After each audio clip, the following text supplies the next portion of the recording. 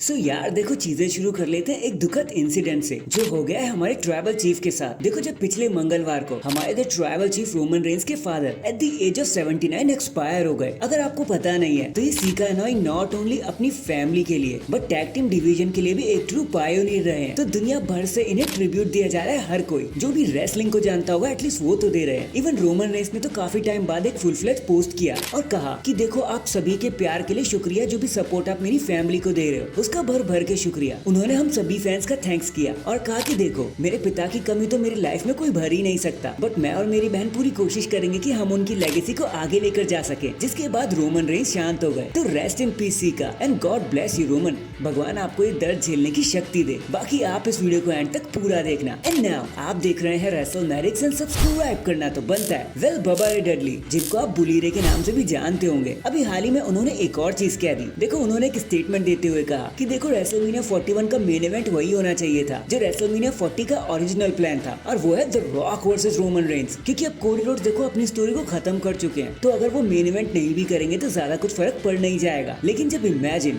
The rock versus Roman Reigns, company के दो सबसे बड़े नाम एक दूसरे के सामने होंगे, वो भी रेसलमेनिया में, वो भी the entertainment capital Las Vegas में, लॉस वेगस के अंदर, तो ये चीज एक इतिहास बना देगी। आज तक के इतिहास का सबसे सेलिब्रेट किया जाने वाला मेन इवेंट बनकर आ जाएगा ये। और फिर द रॉक ने भी इस मैच के लिए हामी भर दिया, तो इसे बुक करने में डब्ल्यूडब्ल्यूई को कोई दिक्कत नहीं होनी चाहिए। और इतना कहकर बुली रे शांत हो गए। और अगर रियलिटी की बात की जाए ना, तो हम फैंस भी यही चाहेंगे कि ये मैच बस हो जाए। एटलीस्ट उससे पहले जब द रॉक अपना फाइनल रिटायरमेंट घोषित ही कर दे, तो एटलीस्ट ये सपना तो हमारा जरूर पूरा होना चाहिए। Hashtag the rock versus Roman Reigns. Next the original bro Matt Riddle एक बारी फिर से सुर्खियों में आ गए। तो हुआ कुछ यूं, उन्होंने अभी द मसल मैन को इंटरव्यू दिया और बताया कि देखो भले ही मैं डब्ल्यूडब्ल्यूई का पार्ट नहीं हूँ, अब मैं वहाँ सुपरस्टार नहीं हूँ, बट मेरी बात आज भी मेरे दोस्त रैंडी ऑर्टन से होती है। हम बहुत अच्छे दोस्त है, करीबी दोस्त है, और वो अक्सर मुझसे पूछा करते हैं कि क्या तुम वापस नहीं आना चाहते। तो मेरा जवाब सेम ही होता है कि मैं हर दिन यही सोचता हूँ, लेकिन मैं आऊंगा, एक दिन जरूर आऊंगा, बट अभी मैं खुद को ढूंढ रहा हूँ, अपनी फैमिली को टाइम दे रहा हूँ, थोड़ी जिंदगी जीना चाहता हूँ मैं अपनी फैमिली के साथ। एंड इससे पहले कि मैं दोबारा बिजनेस में आऊँ, मुझे खुद पर फोकस करना है और मैं वही करना चाहूंगा। बाकी किस्मत मौका देगी तो मैं जरूर रिटर्न कर लूंगा। और इतना कहकर वो शांत हो गए। तो देखो रिडल, अगर आप ऐसा चाहते हो ना, तो all the best riddle. Hope आप अपनी लाइफ से जो भी मांग रहे हो आपको वो अच्छे से मिल जाए